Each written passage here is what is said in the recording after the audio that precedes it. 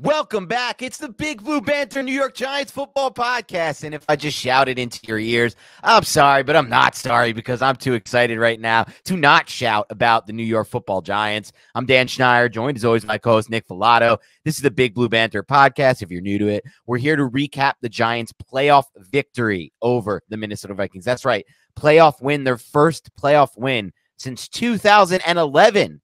Legitimately, their first playoff win since 2011. I cannot believe that we are here. This is the first time in the Big Blue Banter podcast history that the Giants have won a playoff game, let alone been in a playoff game.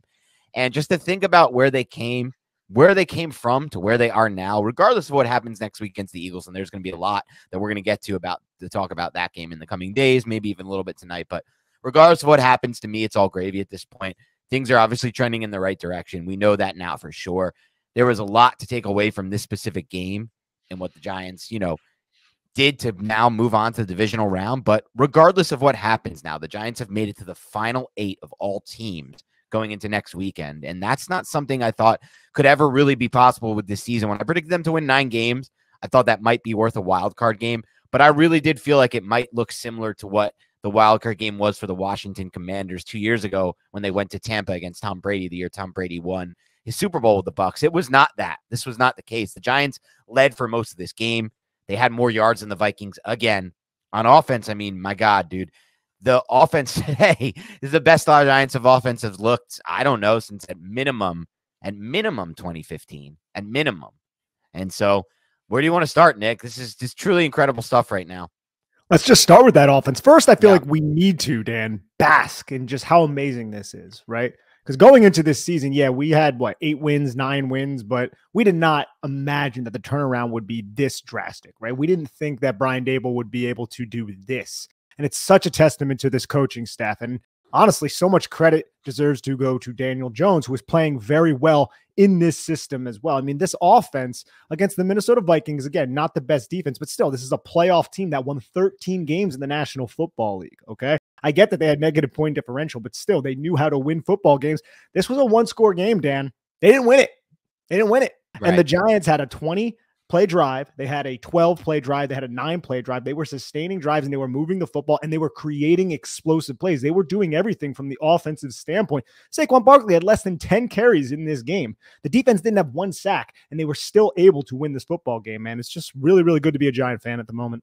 It's really good. And we said going into this week, look, we didn't put out that video saying why we thought the Giants could make noise just to pander to the audience. We actually felt that way, Nick and I. If we had felt differently, like I mentioned earlier, like, oh, maybe this team would be like that Washington team that's won and done in the playoffs, would have just came out and said something. We probably wouldn't have been that negative about it, but we wouldn't have been as excited. There's a reason why we're excited and we feel like this team could make noise, and they already have made noise now with this victory. It's because of the one thing that has been true in the last few weeks. This Giants offense is playing its best football this season now when it matters the most. And it's not like just you handpick a few things here and there and say, you know what, well, the matchup was good here, the matchup was good there. No, there's been a legitimate change in what they're doing offensively. You just gave a little hint to it. If you had said earlier this season when the Giants had beaten the Titans and beaten the Bears and, they were 6-2, whatever it was to start the season, if you had said, yeah, this team's looking great, I think we're going to make the playoffs and I think we're going to win a playoff game, you probably would have then followed that by saying, in said playoff game, Saquon Barkley is going to have 28 carries for 185 yards, and they're going to just ground and pound through Barkley, have a couple rollouts, a couple runs with Jones, and that's how they'll win the game. But to win a game like this, where Saquon Barkley doesn't even get double-digit carries in a game, that's the part that was so unexpected. They continued to stay with their pass-first approach, which was great, by the way. I mean, on all 17 first downs where they decided to pass the ball instead of run the ball, it resulted in a first down. That's an insane stat. That's a stat you take moving forward. That's a stat that tells you this offense is changing, has changed, and needs to stay with that change. They went away from it a little bit at some point in the second half when they started to run on first down. I was happy they corrected themselves once the Vikings scored again. This was not a game to get cute. This was a game where until the Vikings can stop you by going with a pass-first approach, which they never did at any point, the Vikings did not stop the Giants' approach at any point. There was no reason to go away for it for the sake of balance. And I'm so happy they didn't, because that's the reason they won this game. This was a close game. It could have lost it, but they needed to stick with that pass-first approach. And I want to talk a little bit more about that, Nick, because like you mentioned earlier, the expectation was, okay, Giants will win a playoff game this year if Saquon Barkley can carry them.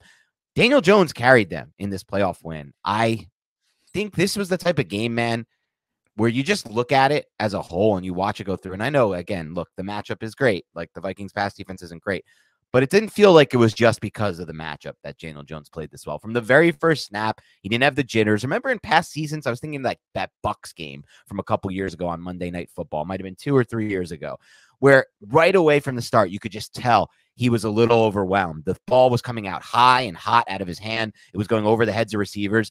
Today, that wasn't the case, man, from the very first snap. And this is also a testament to the coaching and how well they've prepared them and how loose these guys are. We talked about that earlier this week in the preview. All we heard from the Vikings this week was, oh, my God, we're tight. We have Dalvin Tomlinson set to keep the guys tight, loose on the defensive line. We got Patrick Peterson. That's his role, keep them loose in the secondary. They didn't need to do that with the Giants. This team knows where they're at and feels very confident and comfortable with who they are as a team, in my opinion. And that showed with Daniel Jones. This wasn't like that Tampa game. It wasn't coming out hot. From the start, it was on point. I really don't think there was much he did. Like, it was almost like a perfect game from the quarterback position. Like, you could look at the one throw on the like long crossover the middle that was kind of almost intercepted. It was like batted down. It was like literally the only throw I could even think of, or only play I could think of where I was like, damn it, or not even damn it. I didn't even say that, but it was just like, okay, maybe that one wasn't great, right? Because on a lot of these broken plays where the protection broke down, he still ran for it. And it's like he turned that into a positive as well. Even the play after the Hodgins catch on the sideline that they weren't sure if they were going to review, so they wanted to get it off quick, and they threw a deep ball to Slayton. That was pretty solid ball placement too. Like that legitimately could have been caught by a different kind of receiver. Like everyone talks about, well, what happens when you give him wide receiver one? A wide receiver one probably makes that catch in that spot. So it was literally as close to a perfect game as you can get from Daniel Jones. My favorite throw for him was obviously that Hodgins throw on the sideline. It was so good for so many reasons. I just put it on the timeline. I mean, 1, it's off platform. 2, it's rolling to his left, which is hard. 3, he doesn't reset by burping the baby. He just kind of has the arm talent to rip that ball, throws it into an insanely tight window on the sideline. Hodgins toe taps it and makes the catch. This is the type of game, man, to me, where it can literally, in a lot of ways, revamp my thoughts on what Daniel Jones can be ceiling-wise moving forward. I really do feel that way because what did we say before the year? We want it, no matter what, gets the playoffs because we want to see what Daniel Jones can do in the playoffs. Some quarterbacks have risen their level of play in the playoffs. Eli Manning was one of them. And at least right now, Daniel Jones is profiling to be one of them as well. Lay the framework, too, for how the game materialized in the beginning. Right. You're down 7-0. The Minnesota Vikings just led a 12-play, 75-yard drive right down your defense's throat, man.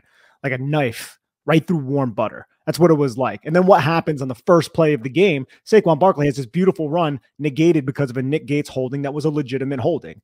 So now you're in a 1st and 20 situation if you're Daniel Jones backed up. What does he do? He finds Richie James for a slant. Great play call, too, because what did the Minnesota Vikings do so much when they were in some sort of man or match type of defense? Because I believe on that play, Saquon Barkley flared out towards the sideline. The linebacker took him, and then there was that huge void for Richie James just to run, 13-yard gain. And then from there, Daniel Jones just really just calmed everything down and led this freaking offense, which is constructed by 2 masterminds in Daboll and Kafka. Two serious masterminds. I mean, we're watching some of the best called offensive football I've ever seen in Giants history, and that sounds hyperbolic, but it's as good as what Peyton did with Kerry Collins in the 2000. It really does feel that way. He did it in a different way. There was like heavier personnel, but even so, like Kafka and Daboll are doing this with so many mixes and matches of personnel. We even saw Lawrence Cager get in the mix today, play a little bit. He's gone from an offense that was 13 personnel and 12 personnel heavy. They were using 6 offensive linemen to 11 personnel heavy. No matter what they've done, they've been able to generate offense and generate plays. And I want to talk about one thing that like came to my mind right after this game. It's a little off topic. We'll be just jumping around on this. There's so much to talk about. There's still a lot more to unpack with Daniel Jones in the offense. So this is not it for that. But on that last series of plays, let's call it. First, great play call on a 3rd down, on a 3rd and gotta have it situation by Mike Kafka, and great play design by Daboll and Kafka to get Darius Slayton open. Daniel Jones delivers the ball literally right in the breadbasket, in his gut, in stride. We don't have the all 22 angle, so I haven't seen it, but it looked like it was a catch that Slayton would be able to then turn up and get the game-winning 1st down on. But it happens. He drops the football, right? He had a great game besides that. He drops the ball. This has always been Slayton's clutch, whatever. Then the next possession, Vikings trying to drive the ball down to score, roughing the passer to extend a drive. Old Giants, dude, you knew the game was over. You knew the game was over when he dropped it. You knew the game was even more over when he got the roughing the passer. And it just feels like it's a new era of Giants football. We've had so many losses where things just didn't break their way. And this was a weirdly officiated game, in my opinion, overall. I don't know if the Giants totally got screwed. They've got a couple breaks here and there. The roughing the passer was a disaster call. All things accounted for, just a really horrible call. They didn't call the probable false start by Andrew Thomas on the Isaiah Hodgins touchdown. So look, there are things that go both ways, and I really hope something happens with this roughing the passer call in general in the NFL. This is going to suck to watch football moving forward if you're just having games legitimately potentially. This game was almost ruined by this call. Straight up, almost ruined by a ridiculous call. So, and then someone said in the comments, like maybe you got a little bit of the head or something. So it's technically correct. Stop. No technicalities. Figure this shit out. We can't have games decided on plays like that. But so much has feels like it's changed now with this team. It's the opposite now. And it started with the Titans game when Daboll made that call. And he made another great call again in this game on that 4th down decision from his own 40. I love the decision to play to win. Do not play to not lose. When you play to not lose, bad things happen. Doesn't mean go crazy at all times like Brandon Staley or whatever, but like there's big spots and they come up every once in a while. And that's kind of how Daboll's approached this all year, Nick. He hasn't like pushed he's punted in some of these spots, but when he feels that momentum, when he feels the big spot where he can make a big time, game altering decision, he has, and he's gone for the win. And I love that call as well. I love it too, man. He's got Daboll, bro. He's got Daboll, and I absolutely love it because it's very refreshing. The last coaching staff did not possess that quality or that trait. They were uber conservative in those types of situations. So this is the playoffs, man. And I felt like Greg Olsen and Kevin Burkhardt did a great job reflecting back on week 1 and being like, dude, the foundation for this team was set in week 1 when he went for 2. And we discussed it at the time. We were like, wow, this is like a new feel for the Giants. We're like, oh yeah, we get this win. This is cool. Upset over the Titans. Wonder how many games we'll win this season, and then they go on, they make the playoffs, and they pull off this upset against the Vikings, which is just remarkable. It's awesome. And we're just talking about the resilience, but you were talking about the drive where Cousins threw the ball to TJ Hawkinson well before, right? Like how the Giants defense stiffened up. Because the Giants defense sucked for the majority of this game. The offense was carrying it, but they really stiffened up, man. And that 3rd and 8 play with Cordell Flott, I still think KJ Osborne should have caught that football. But Cordell Flott, that's one of the rookies who was drafted by this regime, making a big play or just putting his hand in a position to alter KJ Osborne's ability to catch the football. And that led to the 4th and 8. And, bro, that 4th and 8, I have no idea, bro. If that was my quarterback and my play caller, I don't know the play because I don't have the all-22, so let's just go with the quarterback. But if he checked it down to TJ Hawkinson in man coverage against Xavier McKinney like 6 yards before the sticks, I'd be freaking out, bro. It would be a devastating way to lose a football game. I wonder, we'll see on the tape, but I wonder if that was a situation where the Giants kind of fooled him into guessing that was going to be like, because we had earlier in the game where it was not a similar play, but it was a similar idea where there was a tight end kind of inside chipping and protection, and then he kind of leaked out and they got an easy big play out of that, the Vikings, I think, on another 3rd down. So maybe they thought they'd catch him off guard again, but it may not even be that. Maybe just what you said when we watched the tape, like, dude, he just checked down against man coverage, and that was just it. I mean, that play, you could tell that I'm looking around for flags at all times after big plays. I'm just like, oh, is there a flag? Is there a flag? So my whole life watching football, but like, you knew when he caught that ball, if there was no flag, that was game over. And that was, like you said, it was good to see the defense obviously step up and make big plays when it counted. Like you said, this wasn't a great game for the defense. Obviously, Azeez Ojulari left the game with another injury. We'll talk about that a little bit more later. But overall, really the only great player in this game was Dexter Lawrence, who I think had another 8 pressures, which puts him at just an absurd number. Let me get this next gen stat. I put this out there. Thibodeau had 5 pressures as well. Thibodeau had 5 pressures. So Dexter Lawrence had a team high 8 pressures in their first playoff wins in 2000, including 5 aligned as a 0 technique, which is incredible. He's generated 29 pressures aligned as a 0 this season. That's 21 more than any other player in the NFL, which is absolutely absurd stat. 8 of those came this week. So he just insane stuff right there from Dexter Lawrence. Yeah, go ahead. Think about it, Dan. What defensive lineman does what Dexter Lawrence does? I don't think there's one. I don't think there's one in the league, right? Because everyone's like, oh, well, Chris Jones, like, they align that guy at like 5 technique, 3 technique, 4 eye, 2. Right. He can do nose, but like Dexter Lawrence is specifically a 1 shade or a 0. We know he can play 4 eye shade. He did in Patrick Graham, and he was successful and he was good, especially as a run defender.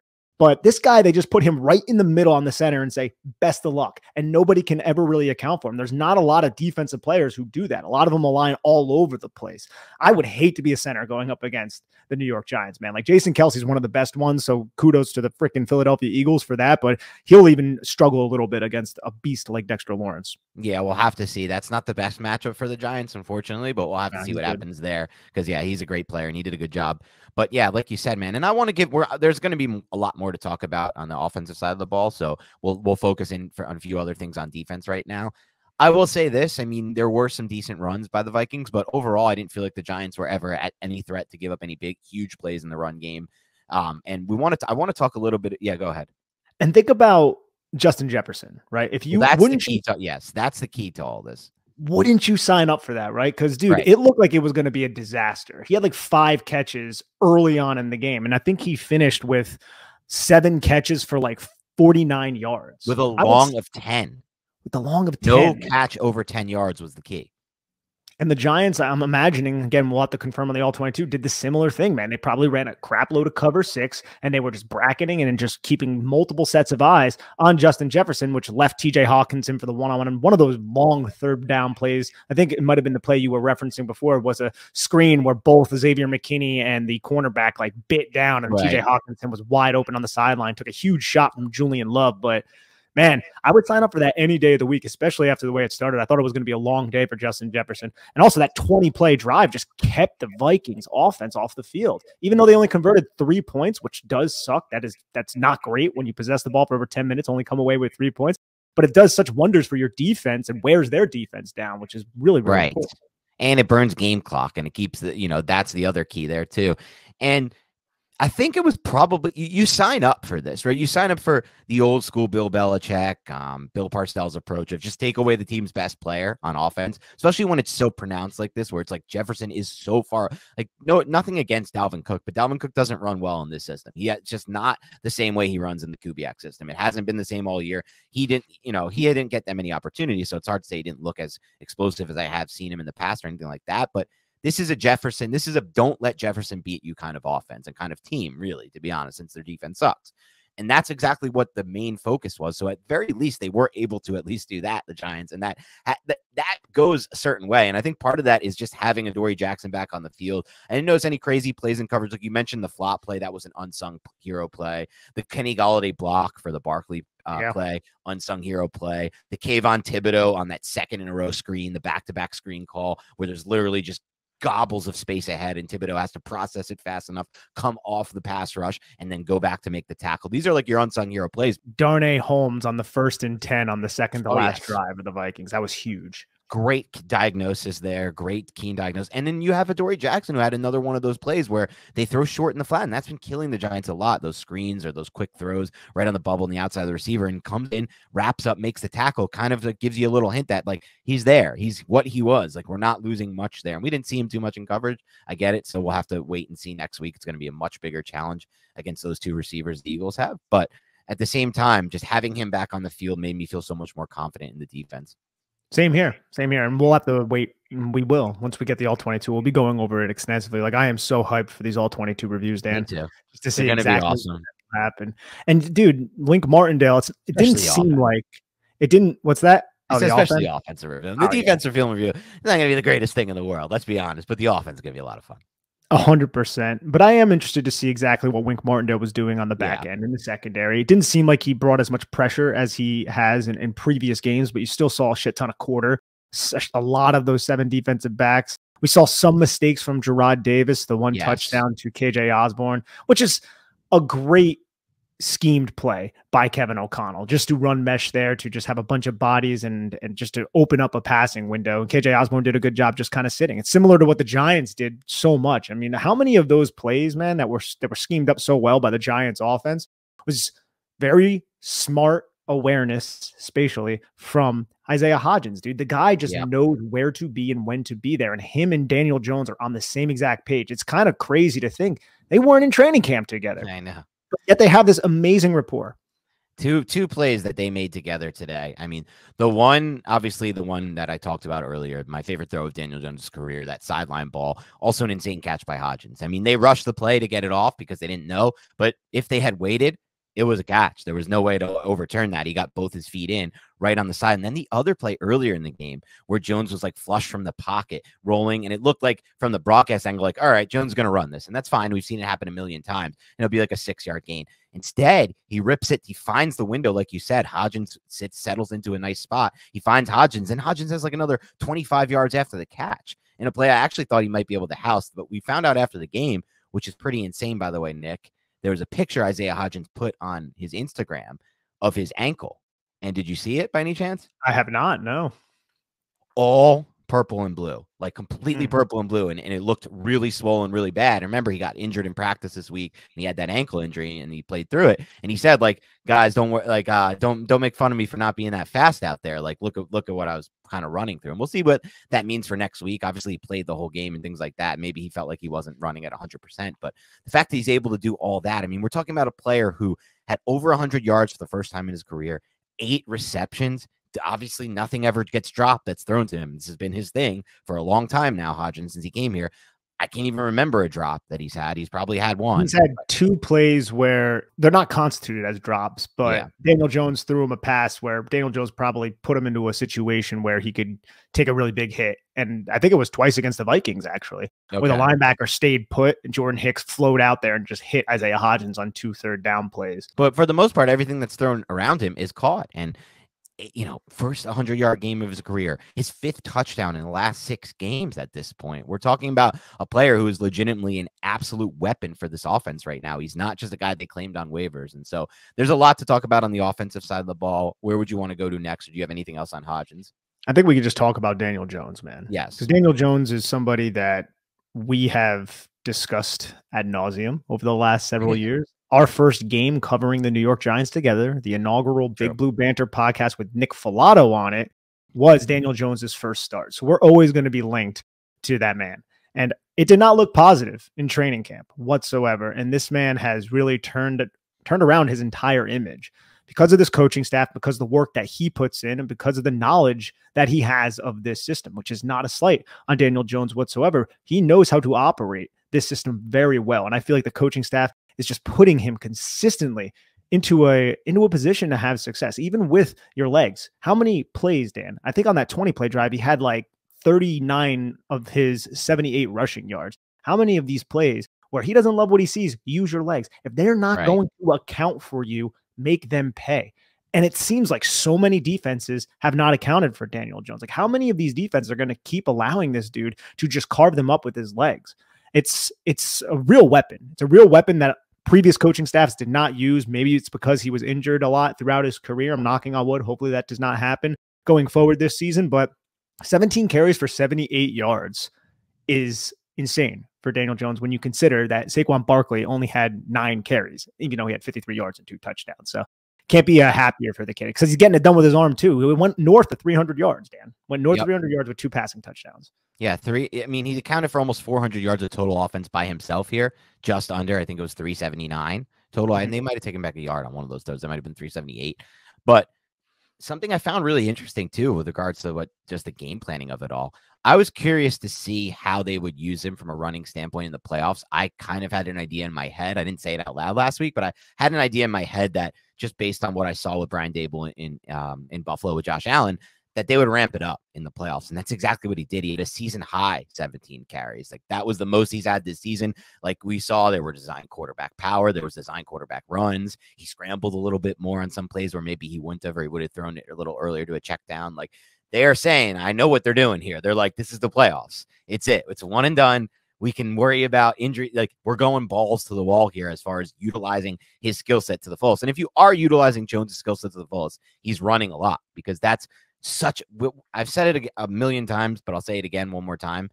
EPA on plays where the quarterback drops back to pass and decides to run the ball is literally almost 3 times higher than the overall EPA across the league of plays where a quarterback drops back to pass the ball and actually passes the ball. So every single time he decides to do it, it's essentially a cheat code for the Giants offense and for him, Daniel Jones, as well. So just something I love to see, the extra runs in this game.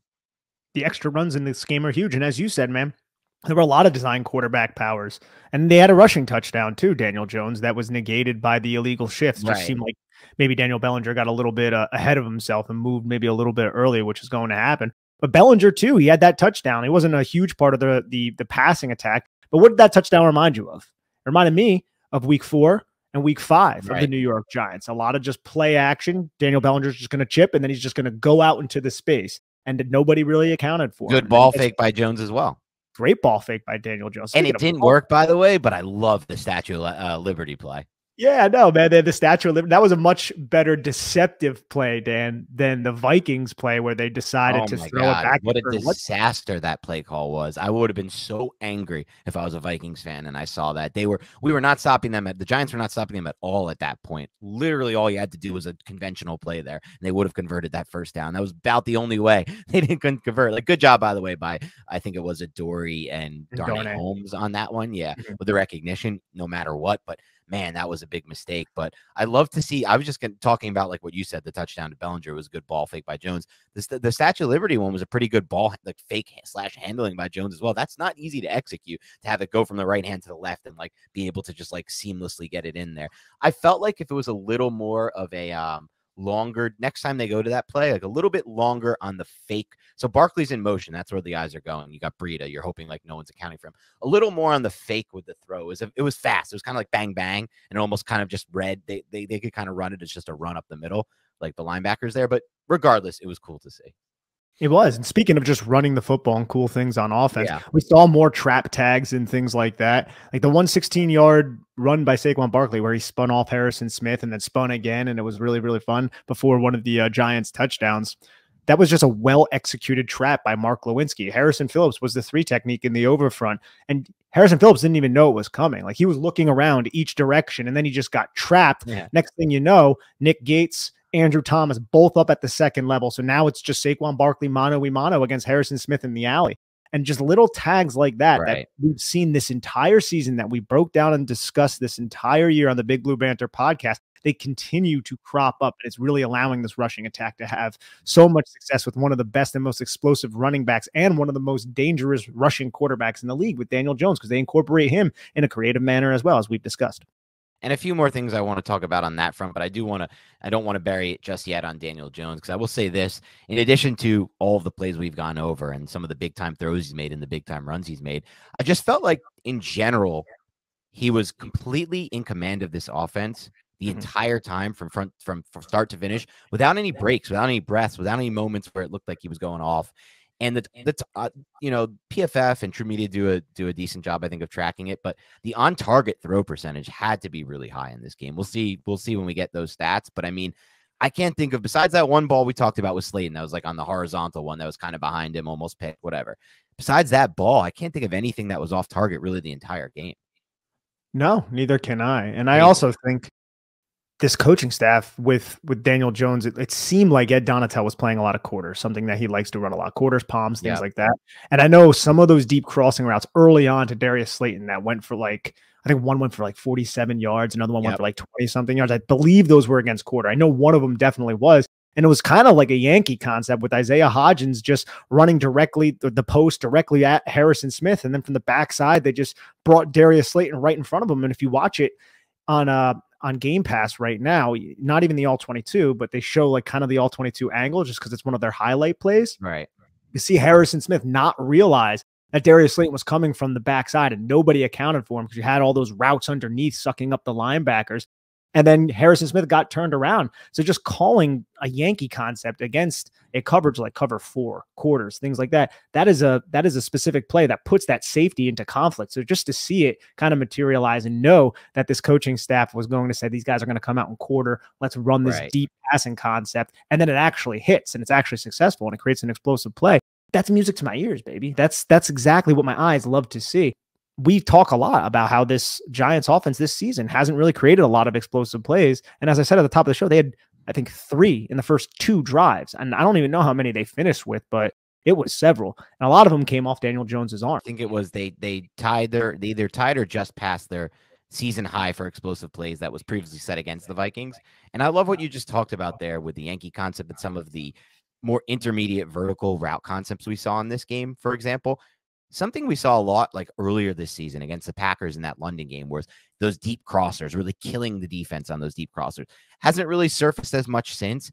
And now we saw it in this game. You just mentioned that play, the big one to Slayton. There was another big one to Slayton where Jones, I thought, did a great job throwing with anticipation. As you watch kind of that angle, we'll see it again. He ripped the ball. He just was so in tune with what that concept was all about and where the receiver was going to get to on that deep crosser. He ripped the ball and threw it to a spot, and Slayton caught that one. I think it was a little bit less of a gain. It might have been the first play of the game, that first big gain of the game to Darius Slayton. So I just felt like they were so in command with what they wanted to do offensively in the passing game. And that's kudos to the coaching and Daniel Jones. Like, it's his first playoff game ever. It's not a great defense. I understand that, but it is still a hostile environment. And the Vikings got up to a 7-0 lead. The crowd was in it for most of the game, really probably all of the game, I would say, even though obviously Kayvon Thibodeau said after the game he really heard the Giants fans on that last drive, which was pretty cool to hear. I'm sure they did travel well to that game. And kudos to any of you who are out there and went to that game. That was awesome.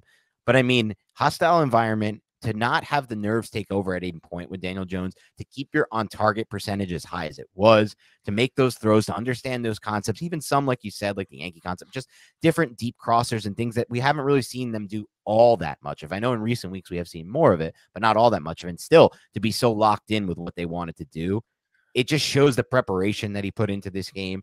And I said it from the start, like one of the main reasons I wanted the Giants to make the playoffs, I wanted to see if Daniel Jones could rise his level of play to a different area or a different kind of tier, similar to what Eli Manning did really all throughout his career, including that final playoff game. And I definitely feel like he did. This was the best game of Daniel Jones's career. He got it going in the intermediate area of the field. He got it going with his legs. And like I said, he was just in full command and on target the entire time.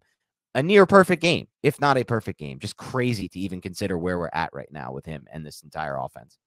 Absolutely. Near perfect game. And you can see, man, after the game, Jalen Smith is coming up to him, just giving him a hug. That's my quarterback. That's my quarterback. You know, like everybody's galvanized around Daniel Jones right now. And just to have that moment again as Giant fans is awesome, dude, because we haven't felt this in so long. Daniel Jones is an underdog story. Giants thrive on underdog stories. I know he was a top 10 pick, but it was a much maligned top 10 pick. And now his career has been revitalized by this coaching staff and himself taking to the coaching. And here we are. The Giants have this game against the #1 seed now, Philadelphia Eagles, which we will be covering all week. But right now it's time to revel in the success of the Giants, who just defeated the Vikings 31-24. Yeah, for sure. And I want to give a shout out to listener of the podcast, George Schmidt. I haven't thought of a good comp this entire year for Isaiah Hodgins, a player who me and you are both very, very high on. And we really feel like he could be a big piece moving forward for this team, not just some like random find that's a decent wide receiver 3. And his comp for Hodgins, I thought was pretty interesting and almost immediately clicked in my head. So it's a former Giants player. Do you want to try to guess or should I just tell you? I would like to try to guess. Okay. Former Giants player. Here's what he said, which I thought just take into mind a lot of what you got of what you've already said with regards to what Hodgins did in this game. So he said, big guy with quick feet who catches everything in his radius. Seems like, okay. Then he said, the little stick routes at the perfect spot in the zone, diving for the first downs, which he did in this game. Remember, he caught that underneath pass over the first down.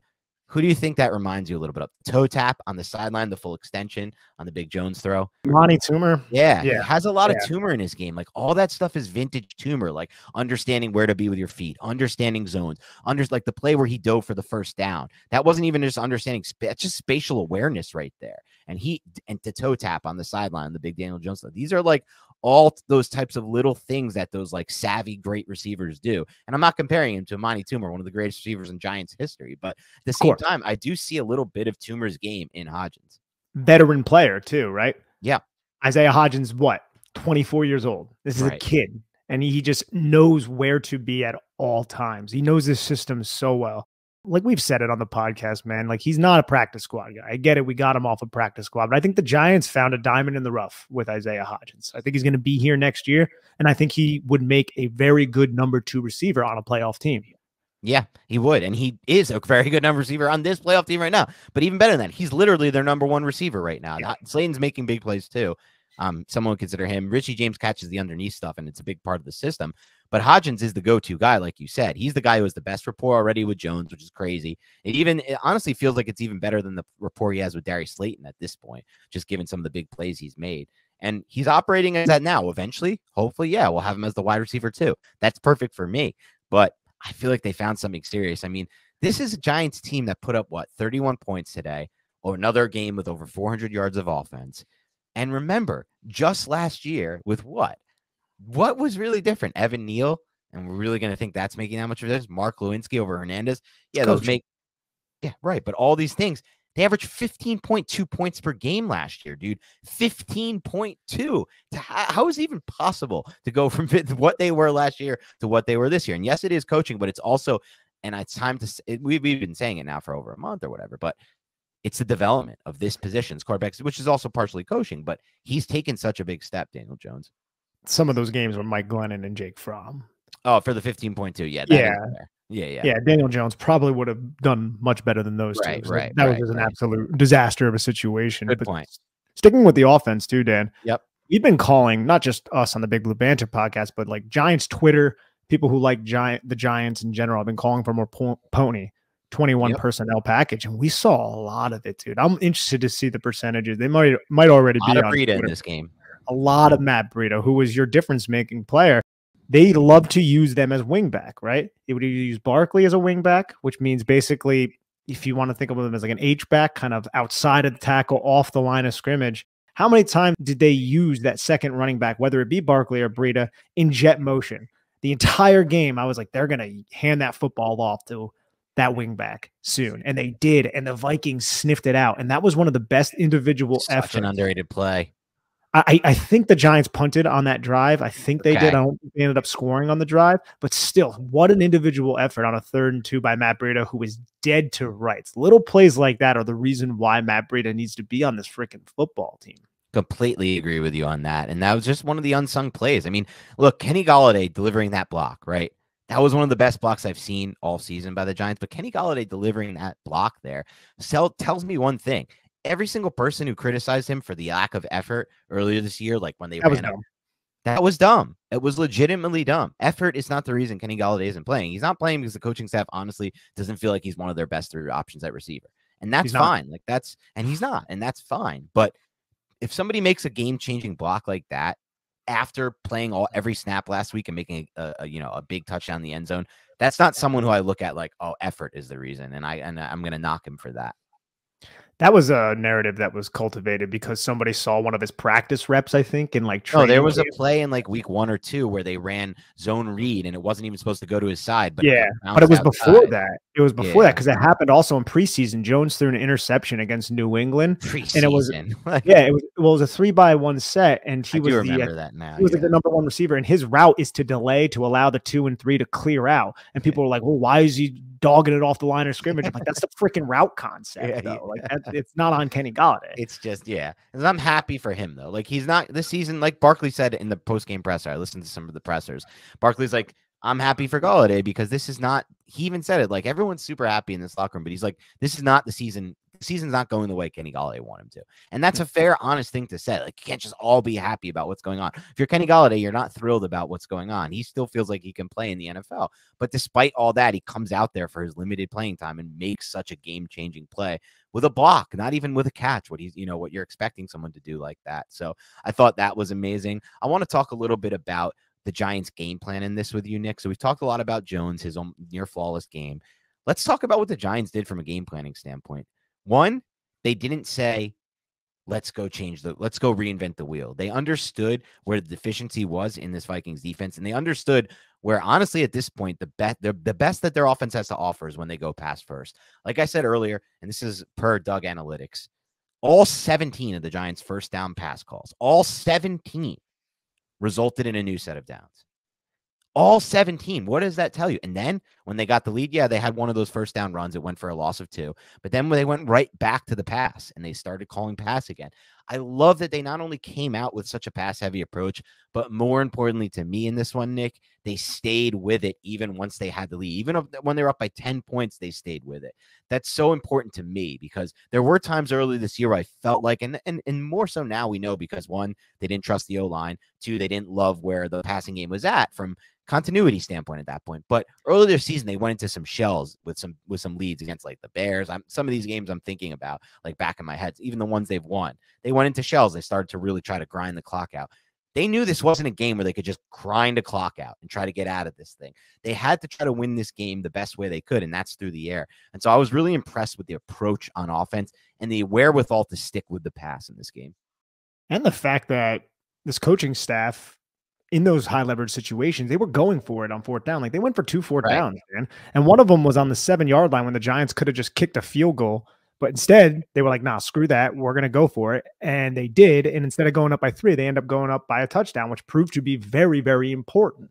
Right. And that was, I think, a part of the game plan. Look, if we're in a situation where we have to be aggressive and we have some momentum. We are going to be aggressive, and that's us sticking to our guns, as we said a little bit earlier in the podcast. But man, we kind of touched on it at the top of the show. This wasn't a Saquon Barkley heavy game script. This was we're going to put a lot of the burden. We're a team, it's collective, but we're going to put a lot of the responsibility on the quarterback. And that's what a quarterback is supposed to do, right? Quarterback position. You need to make your reads. If it's not there, use your legs. And as we said, he's pretty freaking flawless a lot. But I think the majority of this game plan was basically just allow Daniel Jones to do what Daniel Jones has been doing over the last 3 weeks against, against Minnesota and then against Indianapolis. And he didn't let you down. Yeah, he didn't let you down at all. He did the complete opposite. Almost perfect game. And I want to talk a little bit about Brian Daboll's first game ever as a head coach in the playoffs, at least.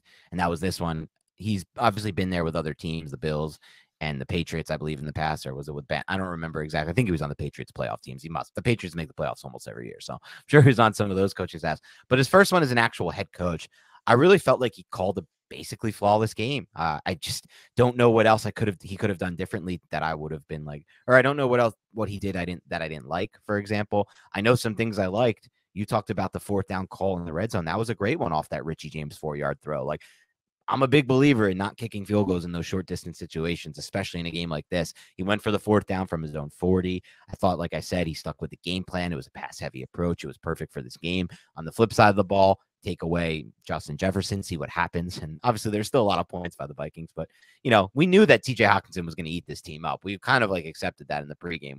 We were on board with that one. But yeah, man, I just felt like for his first game, I was really impressed with what Daboll was able to do. Just the general thought, Nick, of them being so prepared in the first quarter and no dumb penalties, no like stupid things to halt the offense, or just things you would expect from a team that hasn't been in the playoffs before and is not used to it. That one just wasn't there. And then again, the ability to stay aggressive and not get tight as a coach when you have a lead. Those are things that I look for. And another thing that we really wanted, and I believe we brought this up on the show. Sorry if you guys are hearing that's ESPN's stupid ads. We wanted the Giants to be more efficient on 3rd down. They were 3-11 against Minnesota on Christmas Eve. They were 7 of 13, over 50%. A lot of that was due to Daniel Jones's legs, but even his arm as well, right? So you need to be better on those critical money downs. And I felt like the Giants just executed their game plan and were able to do it, really punish this Minnesota Vikings defense. And we talked about it with Sean too, Dan. Look, the Giants shot themselves in the foot so many times in the first matchup. Blocked punt, 2 turnovers in their end. And here, the Giants, no turnovers. But they also didn't have any sacks, and they didn't get any turnovers. So it was more of a mano-a-mano type of matchup, and the Giants were the ones who ended up prevailing. I wouldn't say decisively because it was still a 1-score game, but I felt through the majority of the game that the Giants actually had this, and the Giants can't screw this up. And that's why that last drive, when Dexter Lawrence had that stupid penalty that should have never been called. When those things started happening, I'm like, dude, we can't let this slip through our fingers. I started getting a little nervous, but the defense actually ended up stiffening up for once in the game, which they also did, I guess, on the previous drive too, is that they forced a 3-and-out because of the Darnay Holmes play. But the defense is something I will be a little bit worried about going forward, I think. And we'll take a look into that this week, and we'll see what happens on the injury front. Azeez Ojulari got injured on the trick play by the Vikings on that 3rd and 1. I think he got hit in the back of his quad.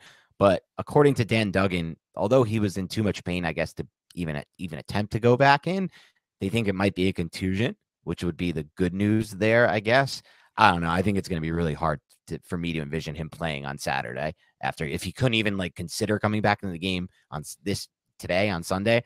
I'm hoping I'm wrong, but it seems not like that great of a chance he'll play this Saturday. Jason Pinnock was also carted off, and I think he was taken to the local hospital with a rib injury. Yeah. So who knows what's going to happen there. Special teams play he got injured on. But other than that, the Giants came out of this healthy. And I want to talk about a group that I think was the unsung hero of this game. We talked about unsung hero plays. Kenny Galladay's block, Kayvon Thibodeau's recognition on the screen, Cordell Flock getting a hand in on that final drive. There's the Matt Breida play. There's so many unsung plays. But as far as just unsung heroes go, like to me, man, I don't see how it can't be the Giants' offensive line in this game, right? I mean, the Vikings got hits on Daniel Jones for sure. But for the most part, the Giants' offense was just able to move the ball at will. You said it best. I felt like the Giants were in control of this game. I felt like they were the better team. I felt like they could do anything they want on the offensive side of the ball, with the exception of a possession or two here and there. Explosive plays, runs, short passes, intermediate passes, whatever they wanted, the offensive line helped comply and help make that possible. Evan Neal had a bad snap or two here, but overall thought had one of his better games, and we'll see on the film if that's correct. The interior offensive line was a problem for for big, large chunks of the season. Didn't really find much issues at all, at least in the broadcast with the interior offensive line. Andrew Thomas, an absolute stud, as he always has been. But man, I don't know how the unsung hero of this game can't just be the offensive line, because you don't rack up 400 plus yards of offense if your offensive line is a disaster. You just don't. No, you don't. And the Giants' offensive line was dialed in. I mean, Daniel Jones ended up getting sacked 3 times. Like you said, I think Evan Neal had a couple snaps that we'd probably want to be cleaned up a little bit. But all in all, the Giants' offensive line held up. And I'll say this too, man. We talked about this shit with Sean. Daniel Jones with the 17 carries, he only had 4 in the previous game. But it seems like the Vikings, they rushed their ends so freaking wide. Like, it seemed like there were such huge gaps for Daniel Jones to step up into, right? So it was kind of surprising that they didn't exploit that, because that was on film as well against the Minnesota Vikings in Christmas Eve. But I think he only had like 4 rushes for 36 yards. That was a huge part of the game plan that the Giants definitely saw in this game, and they definitely exploited it for 78 yards on the ground.